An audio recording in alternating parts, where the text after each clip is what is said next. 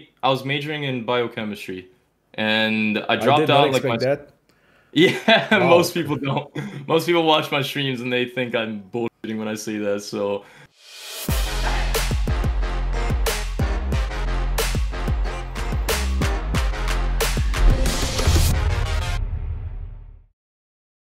Today on the show, Frosty, a very popular, successful streamer. He's also into poker. He has big goals. He wants to go to the WSOP main event, and he's sharing his journey. It was a very pleasant talk. It really felt like we know each other for many, many years. And we not only talk about poker and his struggles and his excitement about the game, but also we talk about money management, which is very important. We share some books and some advice on that and his point of view on it. We talk about streaming in general, how to build a good community or a big community, and yeah, it looks like he has also gathered a lot of experience when it comes to building a brand, becoming good in something, and just doing what you want to do in life. And I know a lot of you guys out there, you know, that want to make it in poker. They are a little bit hesitant, and yeah, we talk about this, and he's sharing his journey, his experience, and I'm pretty sure you can learn a lot from it. So buckle up, and then let's jump right into the episode. All right, here we I'm ready go. when you are. Yes, Frosty, welcome. Thank you so much for taking the time. Finally, I have you on the show after you've ditched me for several weeks on Twitter. I apologize. I apologize. It's been a crazy couple weeks for me. Oh, good man.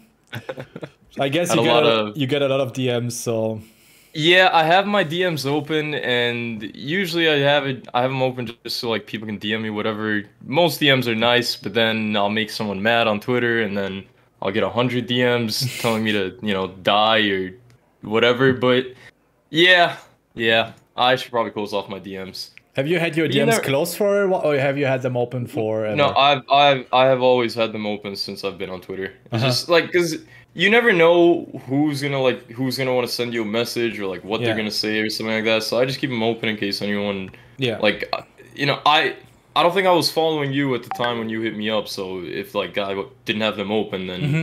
you wouldn't have been able to like message me to do this. I would have found a way. Yeah, I'm sure you would have. Yeah, but it would have just been harder. Yeah. But yeah, I just like keeping it open. Yeah, I see you. I think what I really like is when someone really wants something from you, and let's say the DMs are closed, and then they don't pursue it further, then it's not that important, right? I guess that's true. Yeah, Because I never thought about it like that. I would have found a way. I would have, emailed you somewhere or asked someone.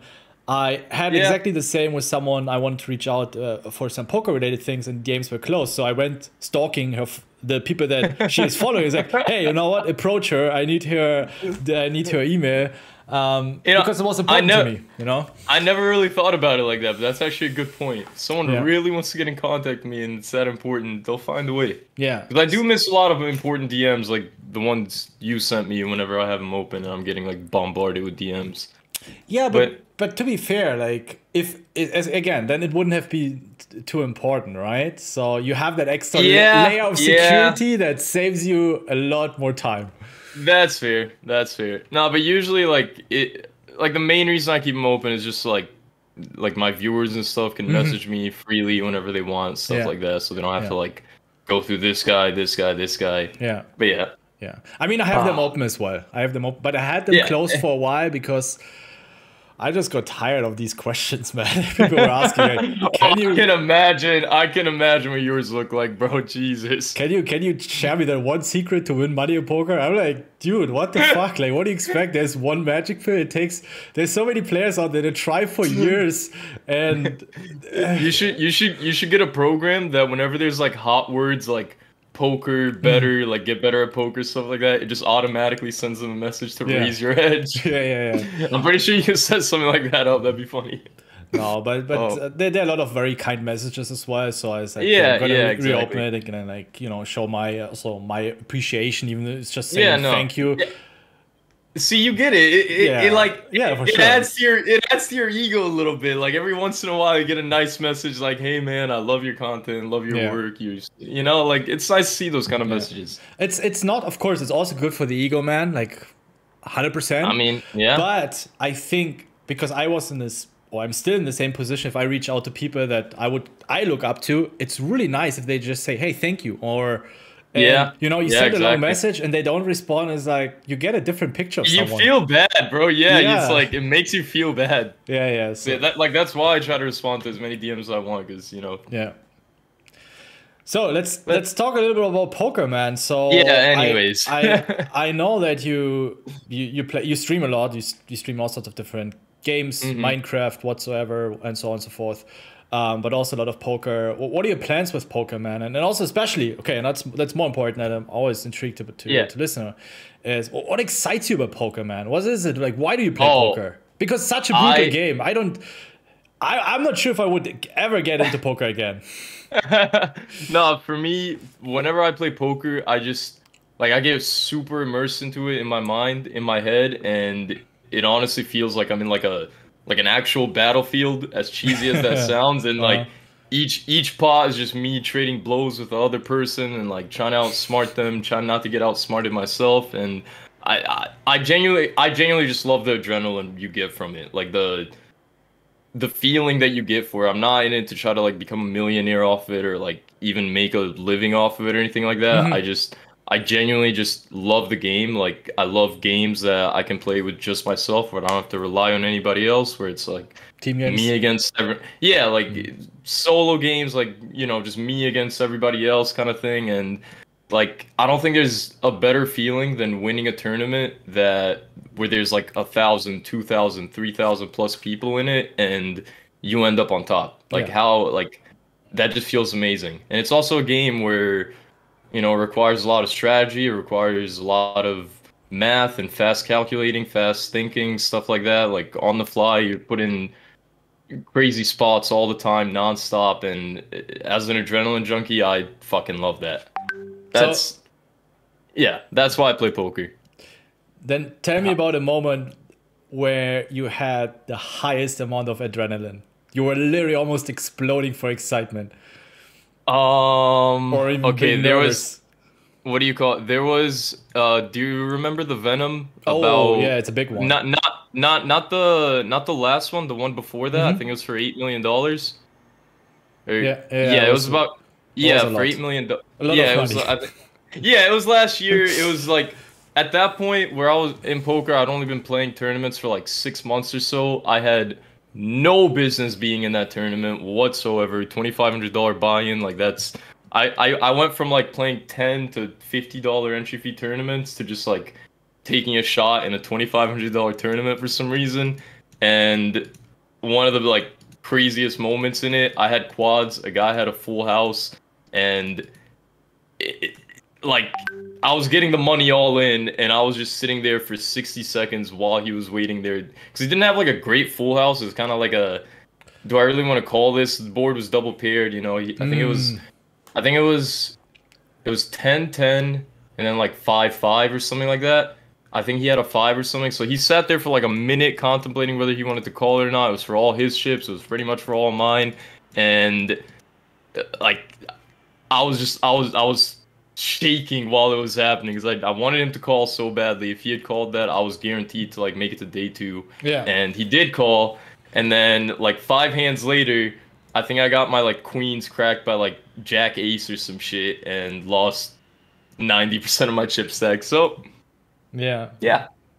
I don't know. There's a lot of moments like that, honestly. Off the top of my head, it's hard to think of them, Yeah. but you know, Is it it's easy? per game. Is it What's easy up? for you to unwind afterwards? Like, or is it something that sticks around for you for a couple of days? Like, oh Um, my god, this pot. Like, if I would have won this pot, I would have made day two or perhaps run really deep in this tournament.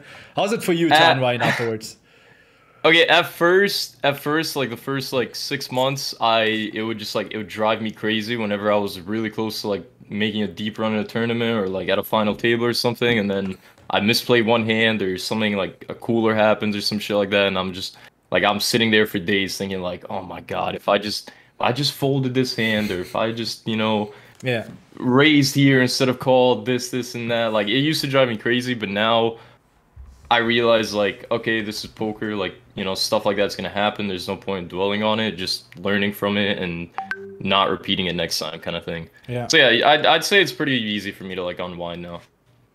Whenever the tournament's on, I'm kind of like I think about it for a little bit. I think about what I did wrong. I think about what I could have done better for next time. But for the most part, it doesn't really like dwell on me. Yeah. So just So yeah, experience really helped you also to get used to it. yeah, pretty much, pretty Yeah. much. That's also always what I say to our community when someone's reaching out, Ben, hey, how do I get a stronger mindset? How do I cope better with tilt? And I think experience is such a big part because mostly, especially when you start with the tournaments and you get to experience all these crazy swings and people are looking for magic periods, you know, they're looking for shortcuts. It's like, nah, you Yeah, kind of have to go through the yeah. pain and just really get used to it. That's part of the game, It's right? it's gonna be a lot of pain. Yeah. If you wanna play poker, it's gonna be a lot of pain. But you know, it's worth it in the end. Yeah.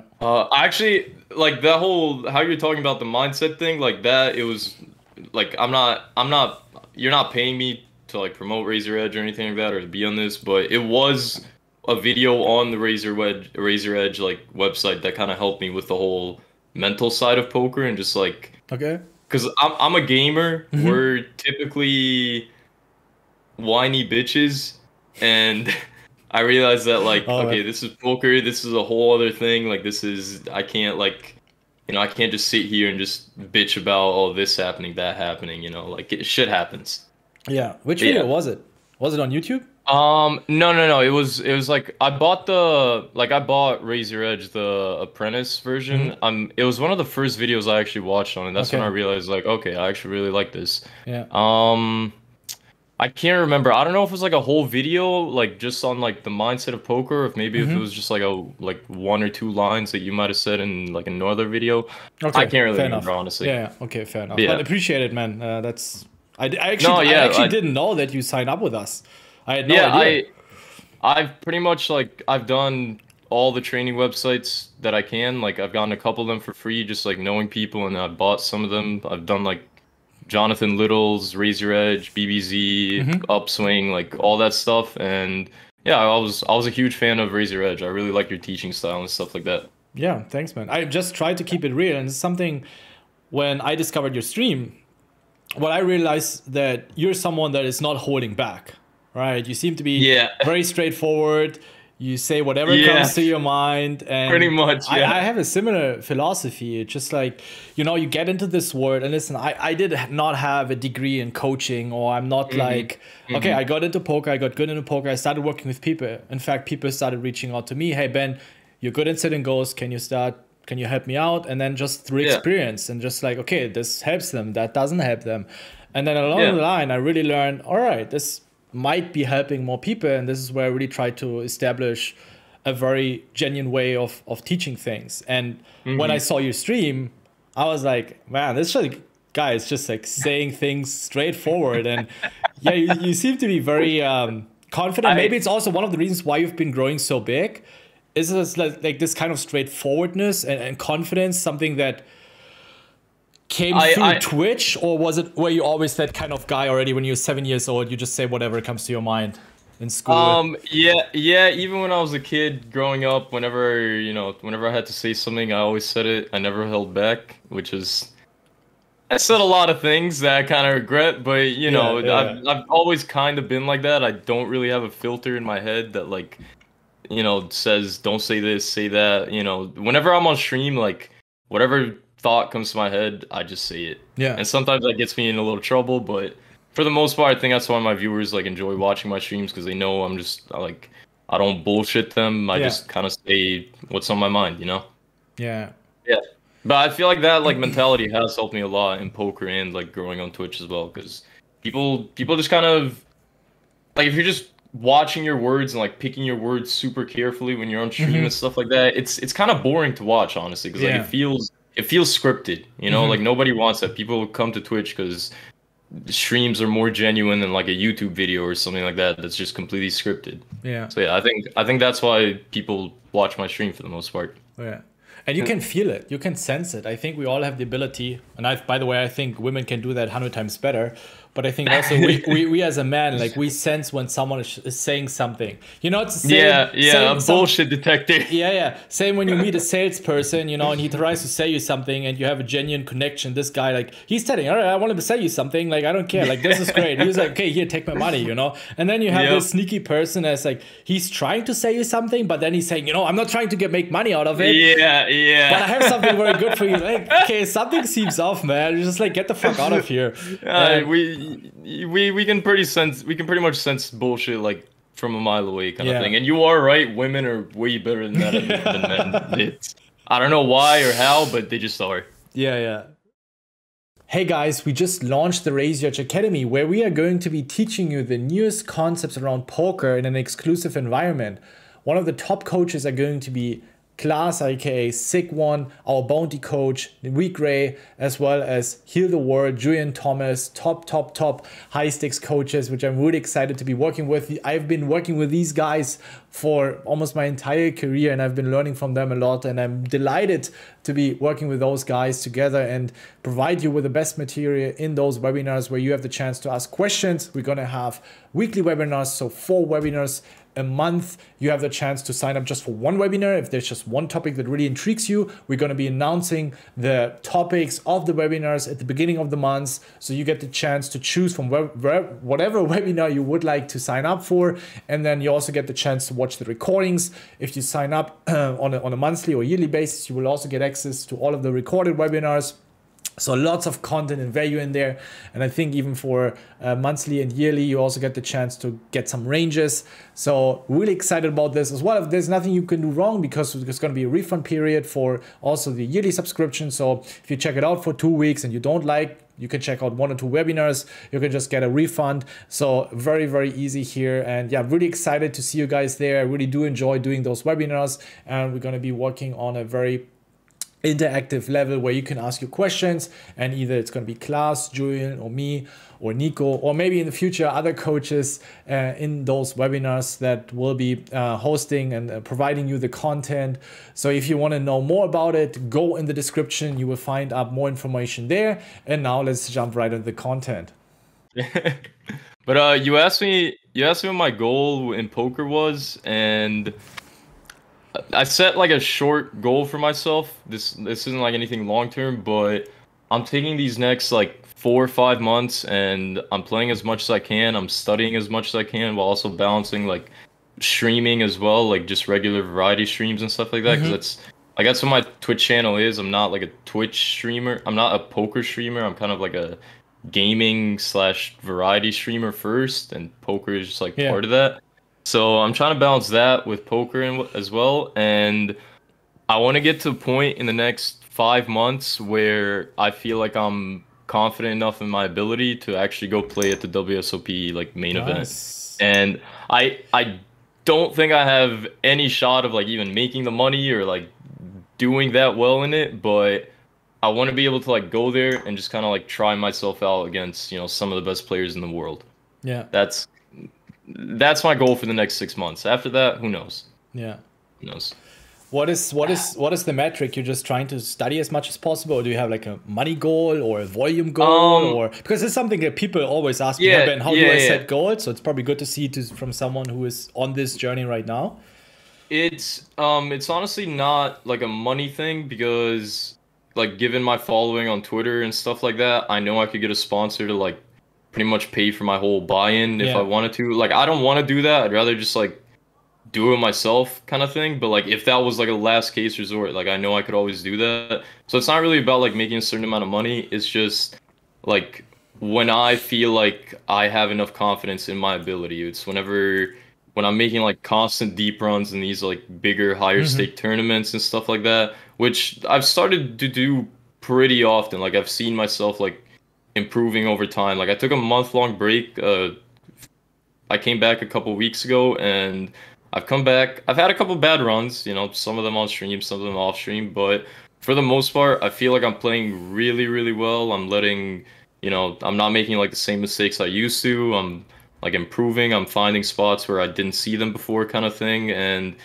as long as I continue like on that path in the next 5 months, then I feel like I'll, you know, be ready to take a shot in it.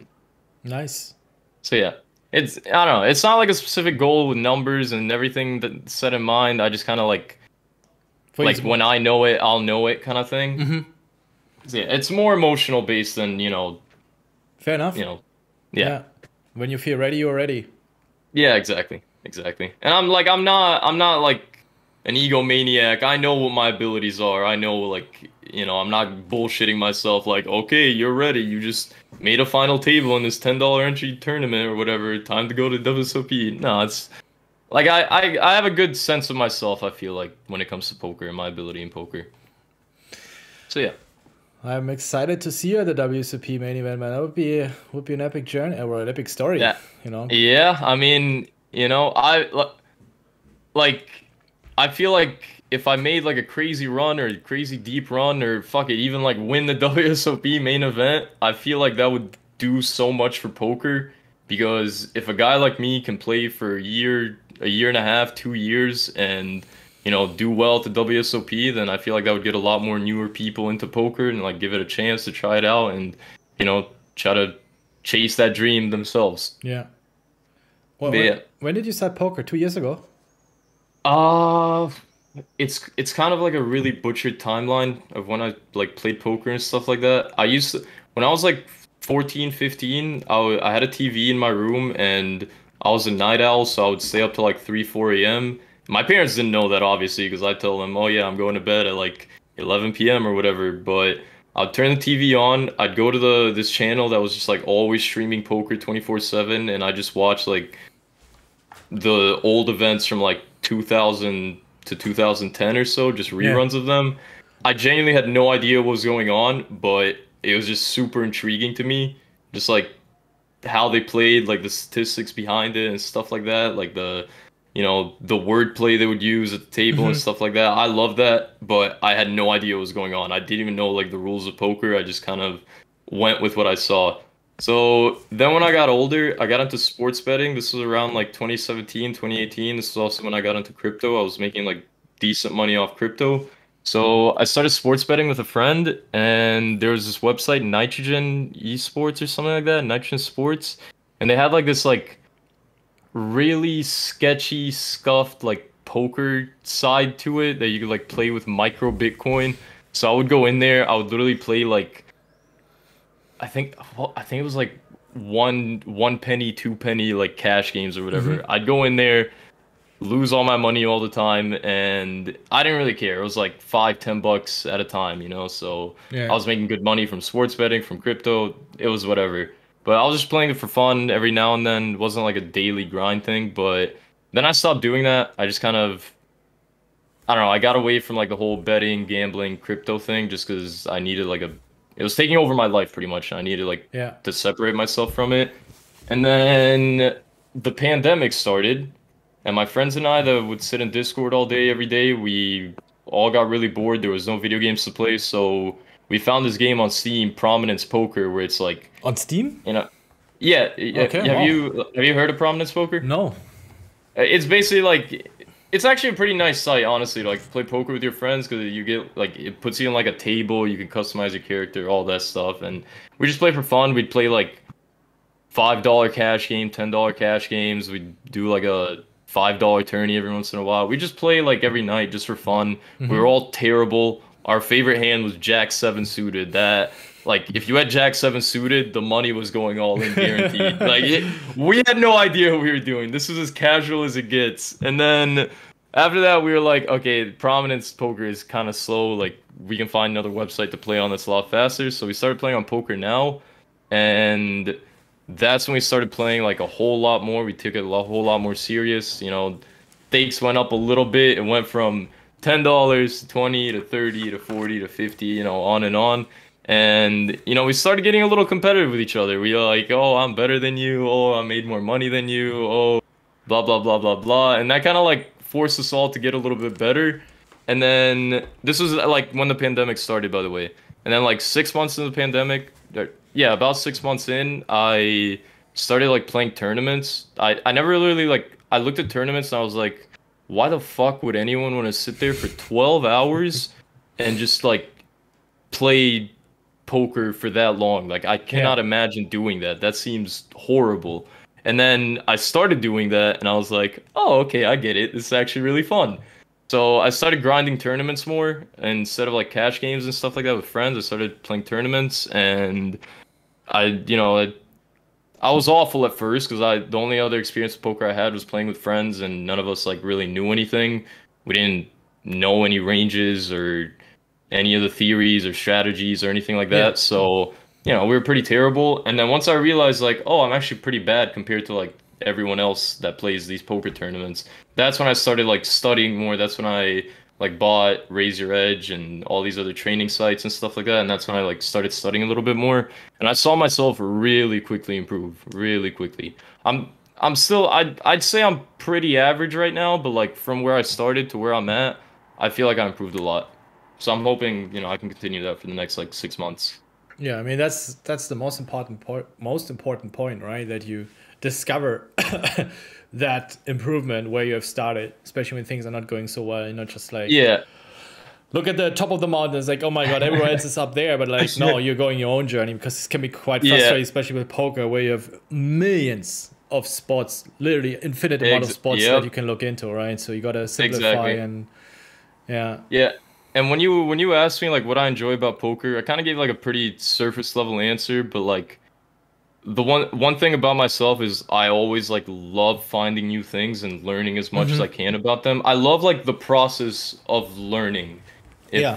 If that makes sense. I don't Yeah, I don't know if that absolutely. makes sense. Yeah, yeah, no, But 100%. I just love to learn new things. I've always been like that. Like even as a young kid, I'd watch like documentaries on the most random stuff and just try to learn about it. And that's why I feel like I like poker because there's so much to learn and because the game still isn't technically solved, like there's gonna be more to learn in the future and stuff like Yeah. that. So I always have something to look forward to, you know? Yeah. I love that feeling. Yeah. Yet every year you have the chat, not even chat pros, everyone just saying, a lot of people saying, poker's dead. And I hear that Yeah, yeah. 10 years ago when I started, no, Ben, poker's dead. Why do people say that? I don't understand that. I started hearing that. I know what you're talking about, but I don't. What do they mean by that? I guess it's just frustrated losing players that want to blame that poker is not profitable because it's Ah, solved, it's too much training material out there, and so they can blame other okay, circumstances for their okay. own. Yeah, that makes sense. That Yeah, adds up. I've Hmm. yeah, I mean, if I poker wasn't profitable, there would not be people making a living off of it. So, no. And you see, you know, if you see the same people, especially if you look at your online high rollers or just like most of yeah, the yeah, bigger online tournaments in general, it's always the same. yeah. You see Here and this dude there, Ape Styles. You go to this dude Ape Styles stream. He's at a final table every single tournament he's in. So it's like, clearly something's either he's the luckiest guy in the world, or maybe, poker isn't that dead. yeah. Yeah. So there's always a shot, and so what you were just talking a little bit about the way you were, yeah, how you grew and grew up with poker and how you got into poker and what would you say in these days do you struggle the most with in poker? It could be mindset related, it's something really fucks you up and really frustrates you, or it could be something strategically. I think my biggest weakness is late stage in a tournament. Towards the like beginning and middle of a tournament, I usually play really, really well. Like I always manage to build up like a really big stack.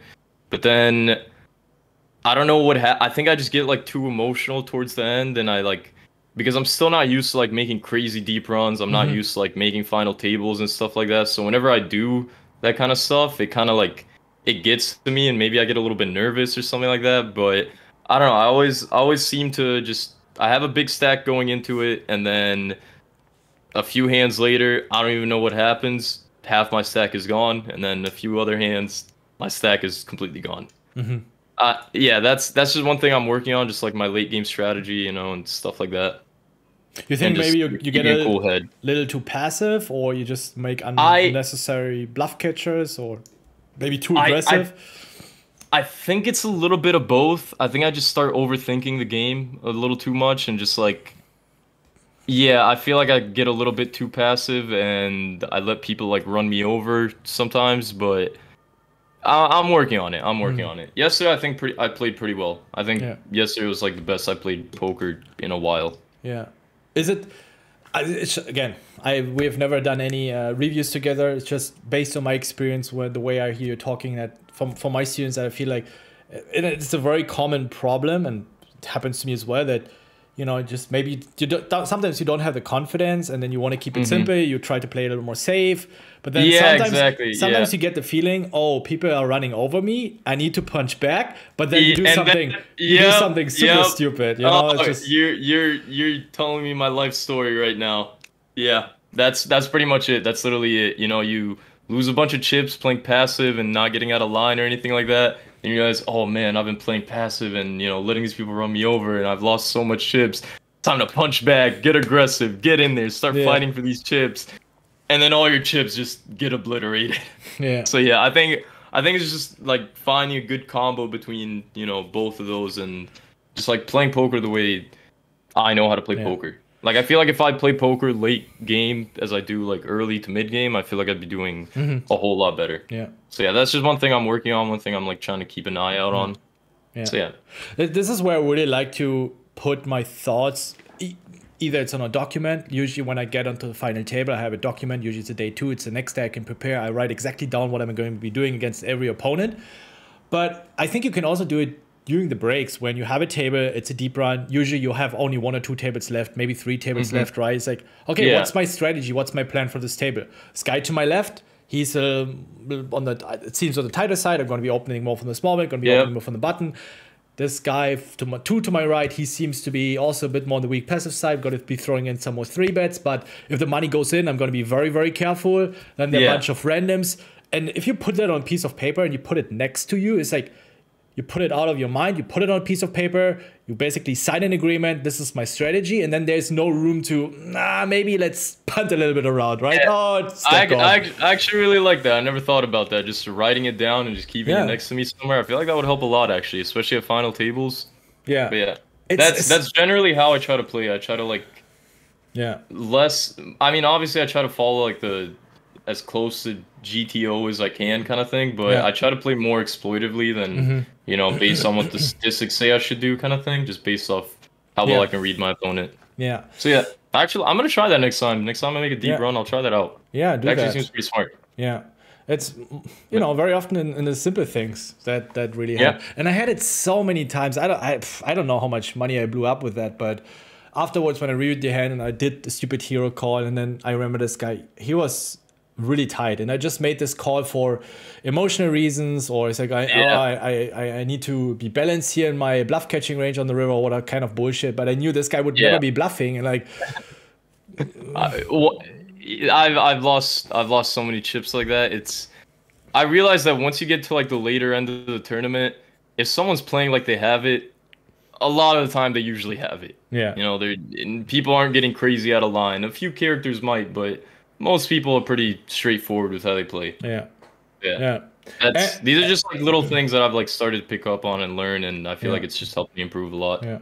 Even when you study, when you recognize certain boards, and whether it is with our course or someone else's course, and they go over some boards, I really like to take. This is how I used to study, and even I study in these days. When I say, hey, there's a board where these are the kind of hands you want to be bluffing, and ideally the coach should also be showing you the counter strategy and tell you, okay, this is the call down hands, and if we see, okay, very, very likely they're not going to be bluff catching the river second, third pair, fourth pair, whatever, with good blockers for their tournament life. And it's like, okay, if we reduce these calls, we can actually start over bluffing. It's like, okay, this is the kind of spot, the kind of runouts, we can go absolutely bananas. And then, I kind of start building my own archive on spots where I want to over bluff, spots where I want to under bluff. And it's like, before my session, I have a quick look, just no hardcore studying, but it's the same with putting my reads onto a piece of paper. It's like, all right, these are the spots where I'm going to be over aggressive. And when they come up, I'm like, all right, I'm going to pull the trigger because I know it's good. Then there's no room to be emotional about it, not being sure, right? You just know that like you're prepared going into it, that that's what you're going to do. So there's nothing to like stop you from doing it. Yeah. I like that. I really like that. I also, for example, exploitative stuff, as you mentioned. If someone snap forbits me and I just had it on stream on Sunday, I jam. I go all in because I know snap 4-bets are always bluffs for the most part. And I said on stream, this guy is pretty bluffing. much, yeah. I go all in. Like, if he calls me, fine. And then, you know, he leveled me. But so far, I've been right for the most part. And probably now everyone starts snap 4-betting with aces against me. But that's all right. That's all right. I probably shouldn't be admitting that, but yeah. Oh, I did it on stream anyway. Right. So okay, well, yeah. It was anywhere on stream, and but for both ways. That's just why I wanted to bring that up. Yeah. Mentioning both sides of the coin. That, you know, got to be tighter in certain spots, extremely tighter, and got to be overly aggressive in some spots. Yeah, for sure. Also, another thing I struggle with is just like ICM. I haven't done enough studying on ICM because honestly, I'm more focused on like early, mid stages of the tournament, getting to the final table and stuff like that. But once I'm there, I genuinely don't know how to implement like ICM into my gameplay. Like, I get like the general gist of it. You know, don't want to bust before people that have less chips than you bust, so you can make more money. But I don't know how to like balance my ranges to match up with that kind of thing. So that's one thing I am working on currently. Yeah, ICM is probably one of the more complex things to study. So yeah, take your time. Everyone is struggling with that. I see. Yeah. Literally, and everyone is watching. If you see my streams, there's always one or two guys who make massive punts on final tables, even from good regs. It's insane. It's like I was at a final table yesterday, and I made a crazy punt for absolutely no reason. I don't want to get into it because, you know, telling poker hands is kind of boring. But no, tell me about it. I find it interesting. I mean, I had ace-3 suited on the button. The guy to my left opens up under the gun. He was one of the bigger stacks. He'd been playing pretty loose, so I decided to just flat it. I call it. Board comes out like 8 of hearts. I had ace-3 of hearts, 4 of whatever, and then like 3 whatever rainbow board. And then he bets. I call. I float. And you have bottom pair, right? 8-4-3. Yeah, I have bottom pair and the backdoor like flush draws, stuff like that, backdoor straight draw. And then a 5 comes out on the board. So I have a wheel draw, flush draw, plus any 3, any ace, you know, I have the nuts. I figured he had an overpair because he was playing like he had an overpair. And he raises me on the turn. I should have just called because if he has an overpair and I jam, he's not letting that go. He checks, you bet, he raises. No. I check it to him. He raises on the, I think he does like half pot on the turn, and that's what I jammed there for about. It was about like a 3.5x jam or something like that. So I jam. I figured he's gonna call. He more than likely has an overpair just the way he was playing and stuff like that. I had a feeling. So I figured he was gonna get a call, and I was hoping to get there. And after I didn't get there, I realized, wait, if I just called the guy and didn't, you know, I missed everything on the river, I could have just folded. I'd still have like 17 big blinds left. So why the fuck did I jam there? What did I get out of jamming there? It's just stuff like that, like small spots like that where did he call you with an overpair? Yeah, he called me with an overpair, which, like, keep in mind, that's another thing. Like, I think in the back of my head, I was like, okay, maybe I can get him to like fold down some like 9s or 10s or something like that, hopefully. But thinking of it now, like it being a bounty tournament and him having such a massive stack, I don't think he was ever folding that. So yeah, I misplayed the fuck out of that hand, but you know, you live and you learn. I think it's also a big misconception when people say, when you think, you know, sharing poker hands is boring, it's like, or it's annoying, you know, like bad beats or whatever. But I think it's not true. It's just the way people share their hands. Just sometimes this whiny, entitled kind of, nobody wants to hear that. We get it. Your aces got cracked. Right? It happens. Yeah. Even if you know, then it's the way you share is like, I enjoy it. I enjoy talking about poker, man. It's my life, you know. I'm glad to hear that. I personally I like hearing poker hand stories and stuff like that. It's just like I had aces, this guy had kings, we all went all in, he had a king on the river. It's like, okay, dude, that happens, you know, it's part of the game. Yeah. Like those are the boring poker hands no one wants to hear. Yeah.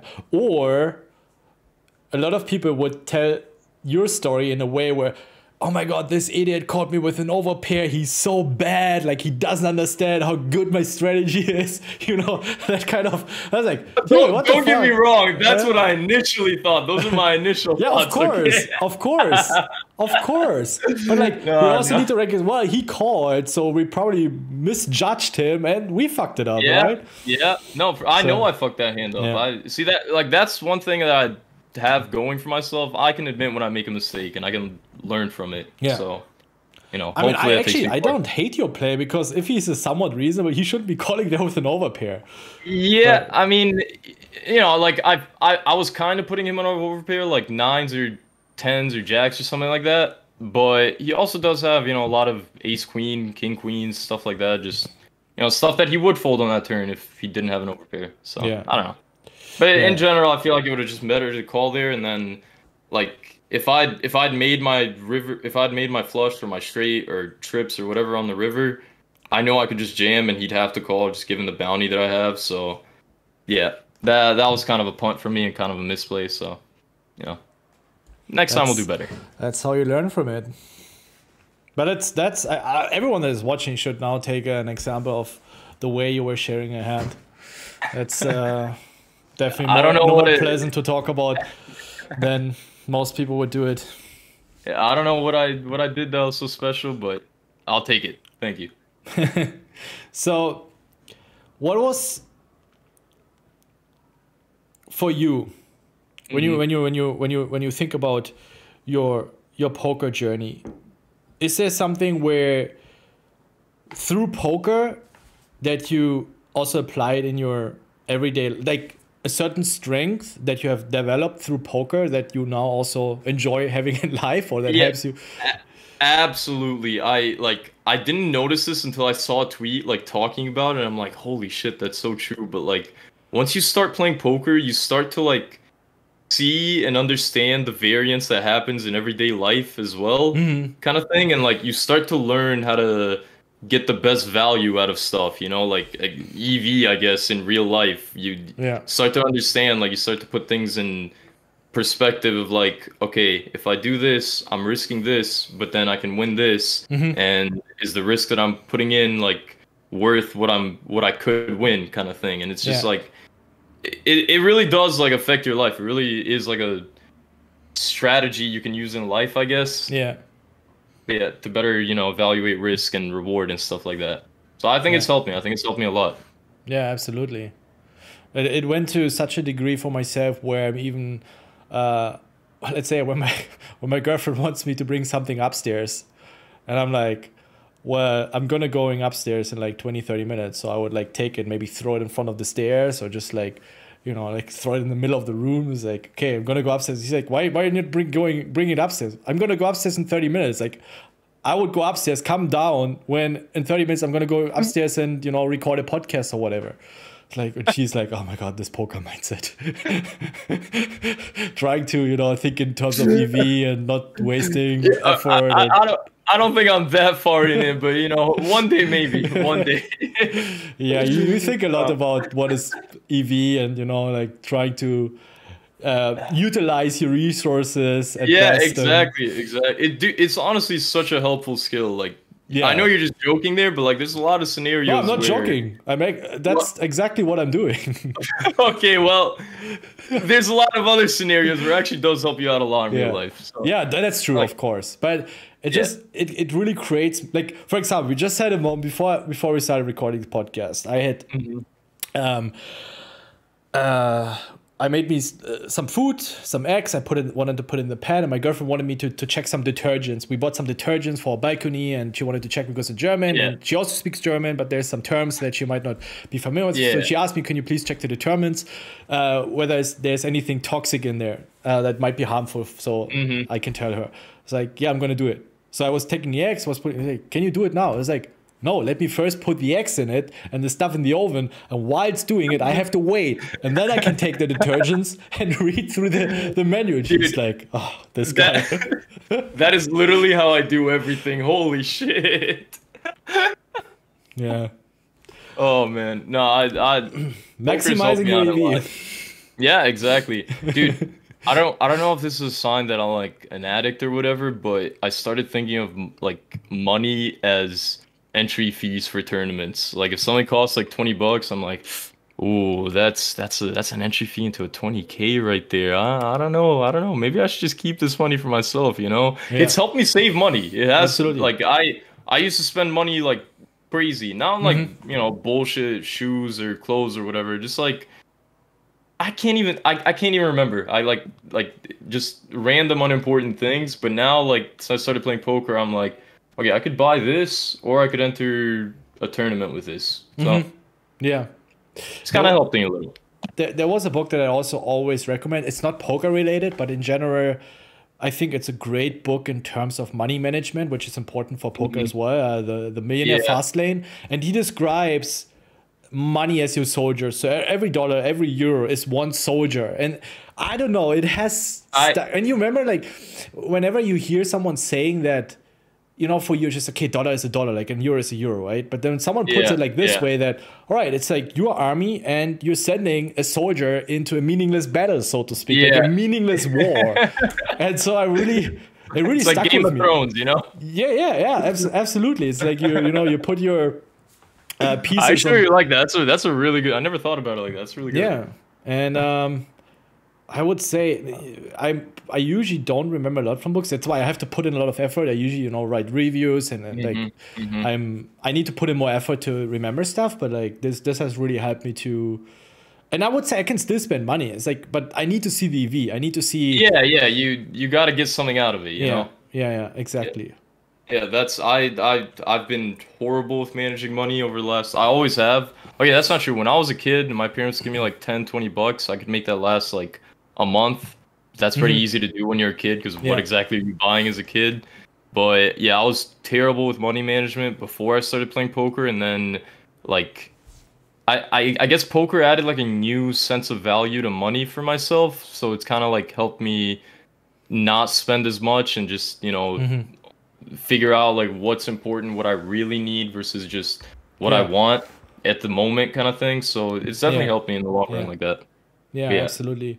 There was also a story that he shared in this book. Of course, this is not applicable for all of us, but Hmm. I think it's a very good illustration where he's basically pointing out that it's very smart to also invest in your environment in order to improve your focus. If you work on things, if you study, he said there was a Yeah. businessman, because he said he could always work the most efficient when he is in an airplane, because no distractions. He's just sitting there in front of his laptop, and Yeah, I get that. he would literally book just a flight from, I don't know, Tokyo to New York, or like wherever, like Jesus. 10 hour first, even first class or business class, and he would be making so much more money out of it that Hmm. it's for him a It's worth no-brainer it. It's investment. worth Like it. spending Yeah. those 10K, of course, like you need to make such an amount of money to get the return in order to be able to afford that. But Yeah, for you sure. can do small little things in your everyday environment. I remember when I really struggled with my phone, I invested into a $50 kitchen box where I could put in my phone and lock it away for 2 hours. Yeah. I mean, Small things like that will certainly also I bought a generate a third. decent. As a Twitch streamer, that you know, you always do stuff like that. You buy unnecessary shit that could be like a little bit useful and help you save some time, maybe makes things easier. I literally bought a third monitor just to play poker on. So, Yeah, you know, I had two. I was like, I'd never really been interested in having threes, but I'm like, you know what? I could play more tables this way. It'd be easier for me to see and manage. yeah, Fuck it. It'll help me yeah, in the long run. yeah, But yeah, absolutely. no, I get that. What's the name of that book? Because I should probably really read that. Millionaire Fastlane. Millionaire Fastlane. Yeah, Okay, got it. it's All also right. really good in terms of opening your eyes, because so many people are like, you probably also get this question a lot in your stream. Hey, I also would like to become a full-time streamer. Hey, do you have any tips for streaming? Mhm. And because people are always like, yeah, well, I don't want to lose my job. I love the security, but he really breaks it down with what are the odds that you're going to keep your job, and like it essentially opens your eyes that it's not as secure as you might think. And then Yeah, he's also no, for sharing some sure. data, some research, some studies that have been done over the last couple of decades, and that, of course, being an entrepreneur and going this journey might always be a little more riskier, but what are really the downsides? You're not gonna die. Yeah. You can crash Yeah. on a couch on your friend, or go back into your old job for a year, save up money, try again. Like, but the upsides are infinite, right? In terms Oh, of for freedom, sure. money. I don't think there's any better feeling, anything more freeing in this world than being your own boss and just like working for yourself kind of thing. Like Yeah. when I was about to start streaming like full time, drop out of college to do it kind of thing, my parents were really scared and worried. They're like, "There's no security in this. Everything could just fall apart like any day." And I'm just sitting there thinking, I'm like, I work for myself. I control every aspect of my career, every aspect of my job. And the way I'm going about it right now is working. So if I keep Mm. doing this, then it's going to keep working. Whereas if I'm working in an office or something, my boss could just be pissed off one day and just Yeah. decide to fire me just because he doesn't like how I look or something like that. Yeah. You know? So I don't know. Yeah. In my opinion, I feel like everybody should be striving to try to work for themselves. And I feel like Yeah. a lot of people are nowadays, especially younger Yeah. kids with the internet and stuff like that. So Yeah.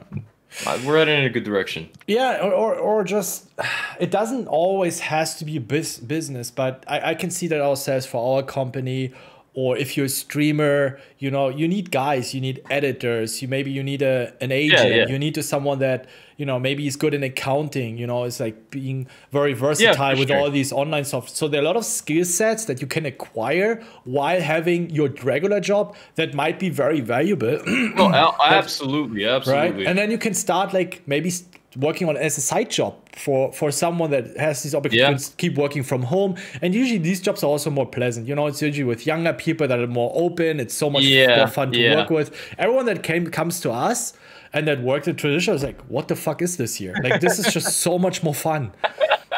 And literally No, we for had sure, man. situations where they were really stuck in their old job, and it's like, it's like it's different here. Just get your shit done. I don't care if you do it 9 a.m. in the morning or 8 p.m. You can work whenever you want. Yeah. This is what Like we we're need to not get done. corporations here. We just do what you got to do. Do it how you want to do it. That's Yeah. what I like.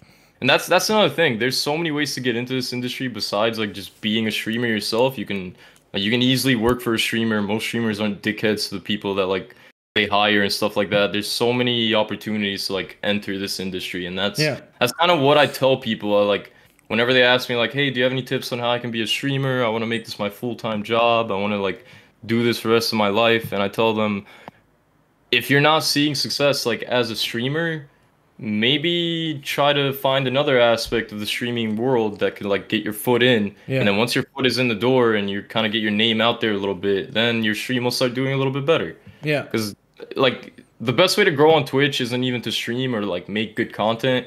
It's to get your name out there via another platform or through other communities, stuff like that. And that's kind of how you grow. Yeah. When did your Yeah. channel really kick off?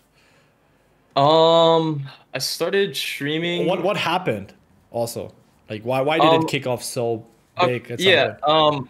Ever since I was like 15, like 2012, 13, I've always been on Twitter, just like constantly tweeting memes, shit posts, like whatever, just random things. And I kind of grew like a little bit of a following on Twitter over these like 4 or 5 years when I was a teenager. And my Twitter account got suspended several times, so I kind of was always just rebuilding it over and over. And I was in around like the 10,000 follower area, 10, 15,000 followers.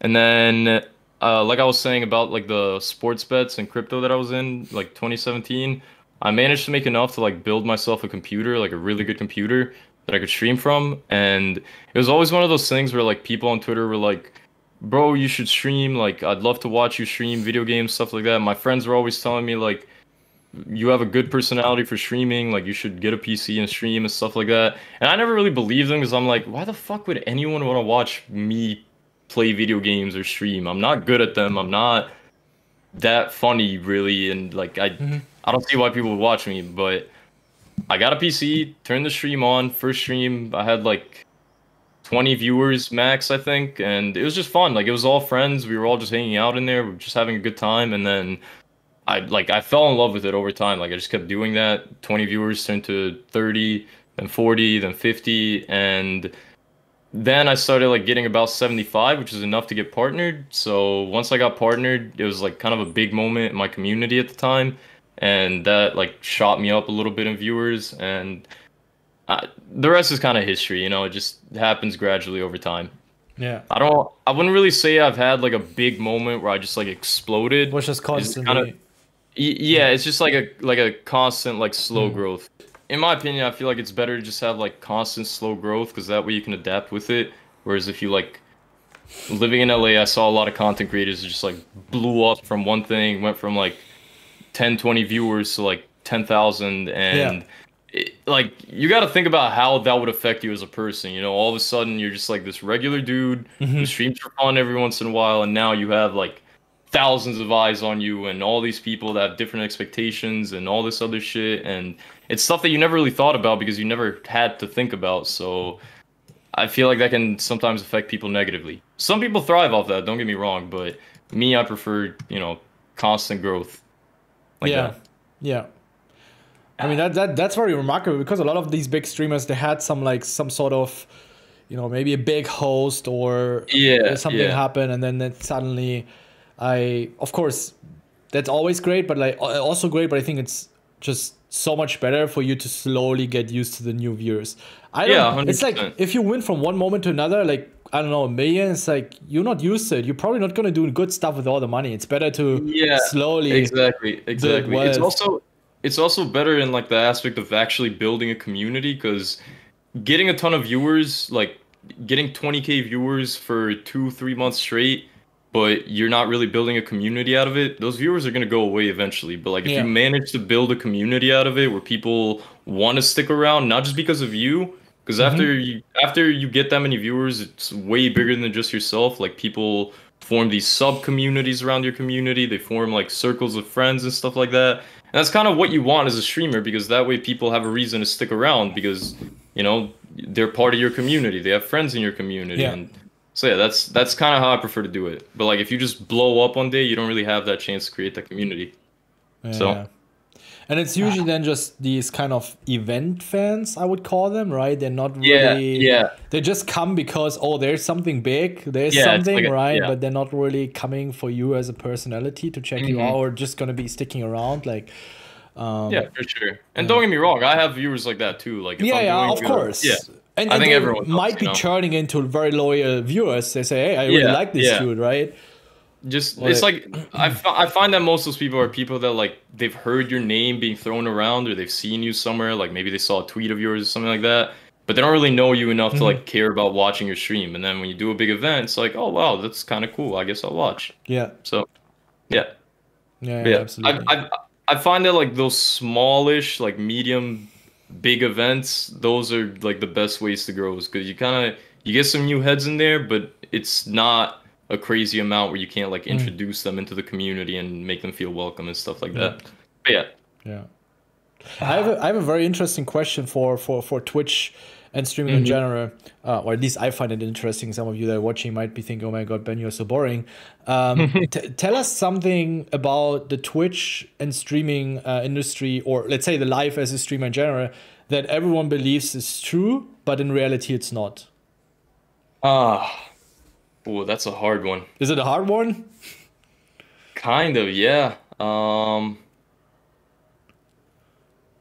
Something that everyone thinks is true, but it's not. I mean, I don't know if everyone thinks this, but I think people underestimate like how much really goes into just like being a streamer. Not into streaming itself, but like being a streamer. Like I think a lot of people assume that like you stream for 6, 8 hours or whatever, 4, 8 hours, however long you want, and then you're just like done. Hmm. But it's a 24/7 job. Like you're Yeah. never really off the clock. You're when you're done streaming, you hop on Twitter, you spend the next 2, 3 hours catching up on everything you missed throughout the day, and then you know you do if you do YouTube and stuff like that, you gotta like edit VODs, find like certain things. Like it's you're constantly on. You never Yeah. like you're never really off the clock kind of thing. And I think a lot of people don't really think about that aspect of it, Hmm. but I don't know. Yeah. It's a I lot of mean, work. Yeah, I can yeah, imagine. Yeah, fair enough. yeah. Yeah. Like there's no crazy like trade secrets that like everyone, you know, like I'm not sure if that was the answer you were looking No, for, it's but perfect. Whatever yeah, comes up for you, whatever you think, okay, I get the feeling people might underestimate how much work goes into it. Fair enough, yeah, because I can relate to that. Listen, like all these overlay stuff, I'm happy yeah. I can turn on my fucking computer. And when we started streaming, I was like opening OBS. I was like, what? You need a Yeah. fucking science degree in that? Like, Bro, tell me about it. Yeah, I, I've been streaming for 3 years, over 3 years, and I still don't fully understand how to use OBS. yeah. So, I'm you happy know, we have a guy there's that a lot takes that care goes of into it. it. I'm so lost. I'm so lost. I can now do, usually when I was at the beginning when we were recording the podcast, he would be in the call, so to make sure the cameras and then all the Yeah, sources yeah. are properly aligned. But I can do that myself now because I also kind of feel stupid when I have to call him every single time. But like, man, just learning this. Bro, you'd be surprised the amount of just full-time streamers that just don't know how to use OBS. It's actually Yeah, insane. I know a Actually lot. I know a lot. insane. When I work with streamers and they're like, okay, now we have this podcast, so we do this review, and like we were like they usually have a guy on the call that like, helps them setting up everything. But like I'm the same because it just makes no sense. It's also just so. Let's say if you're a streamer, Yeah, you're hourly. It's so much better to pay someone that takes care of it than doing it yourself. It's not that exactly, it's yeah. and it's I would love to dive into it. I remember when I started Raise Your Edge and we're really small, I taught myself basic editing over a weekend. And it's like, all right, I don't Yeah. want to spend, I have no clue who to hire and what do I need to look for. So let me at least learn the basics so I can do raw editing and add some like Yeah, fancy yeah. stuff. But that's pretty much it. And you know, it's like over a Uh, weekend, but I realized, okay, that took so much time just to learn the basics. I probably should spend some money on yeah, hiring yeah. someone, but And like yeah. like that's what people don't see, the time you put like off whatever you're doing, you know, the time you take to like learn this Yeah. product and like understand how it works, stuff like Yeah. that. People don't really account that into the whole I want to be a Twitch streamer thing, you know? Yeah. Yeah. Do you edit your videos yourself or you have someone? I honestly I don't really upload YouTube videos. I did for a little bit, but I found that I just wasn't enjoying the content that I was uploading on YouTube. It was mostly just like stream highlights and stuff like that, and I don't know, for me like it just wasn't fulfilling, I guess. I don't know. So I just don't really do it. But I am gonna hire an editor because a lot of people have been asking for me to like upload stream highlights because they can't catch every stream and no one wants to sit there and watch an 8 hour VOD kind of thing. Yeah. So I'm definitely gonna bring those back. I'm currently like Yeah. looking for an editor to hire. Yeah. So yeah. And then another seating bag. Yeah, I mean, dude, it's hard to find a good editor. It's so hard. It's I don't know. Like you gotta find someone that like gets your community, gets your sense of humor, stuff like Yeah. that. So How do you call you it? know. There was one video that you did that I saw. It was like where you unpacked or you packed like these seating bags, like these Yeah, massive. yeah, giant Oh, it's beanbag. Yeah. beanbag. Yeah. My Yeah. God, massive, dude. That Are you was using it on a regular basis or was it just more for fun? uh it was I bought it for my room. I thought it'd be like a cool addition to add to my room. I could just like lay on it, watch TV or something. But then I realized just how big it actually was and took up way too much space. And at the time I was living with 3 roommates. So I was like, all right, fuck it. This would be so much better in the living room. Our living room has like no furniture in it. So I just kind of like we threw it in the living room and just used it there. Yeah, but it Yeah. looks comfortable, man. I can Oh, it imagine. was. It was. There was a lot of late drunk nights slept on that thing. So, Are you living alone? no, right. I lived in Los Angeles for the last 2 years. Now I moved back home to my family just because my brother came back from Where's Albania home? with his wife. Huh? Where's home? Chicago. Oh, nice. It's a beautiful Yeah. city. So, yeah, for sure. I mean, it's not in the city. It's like outside of it, but close by. Yeah. But yeah, I moved back home. My whole family was together, and I was like the only one that was kind of out. So I just kind of wanted to be back with them. Plus, I wasn't really enjoying LA as much as I thought I would. So, Oh, really? Why not? I mean, with the whole COVID thing, it's like you're just paying an crazy amount of rent, and you can't even go outside because everything is closed, and so it just wasn't really worth it Okay. to live there. I But see. yeah. I don't know. I just didn't really like the whole environment there. Yeah, Yeah. I mean, yeah, I the West Coast is pretty. Cities on the West Coast are pretty expensive in general, right? Or San Yeah, Diego. yeah. San Diego, San Francisco, all crazy Yeah. expensive.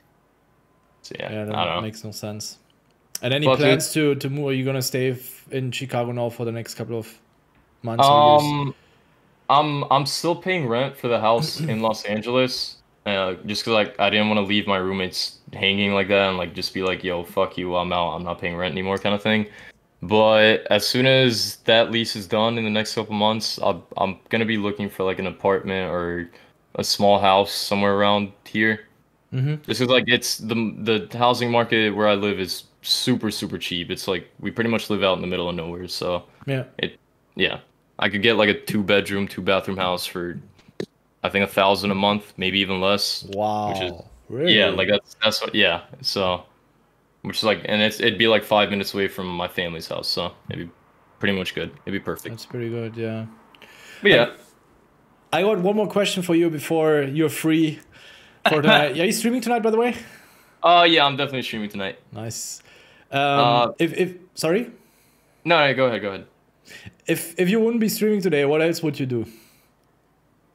If I wouldn't be streaming today, I mean, today in like in terms of as your oh yeah, profession, you know. so, like what I do off I stream. was like, you just gotta say I would go out for dinner. Right?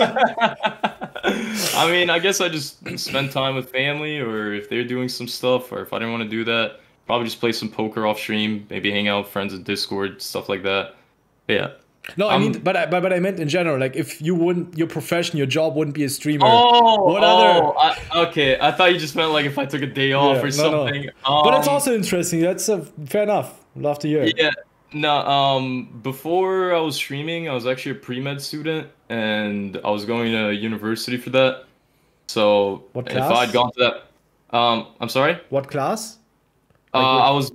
I was majoring in biochemistry, and I I did dropped not out like my expect that. yeah. Wow. Most people don't. Most people watch my streams and they think I'm bullshitting when I say that. So, but yeah, I was in my second year when I dropped out to pursue streaming full time. Hmm. But if I hadn't done that, I think I would have just finished my first year of med school. Okay.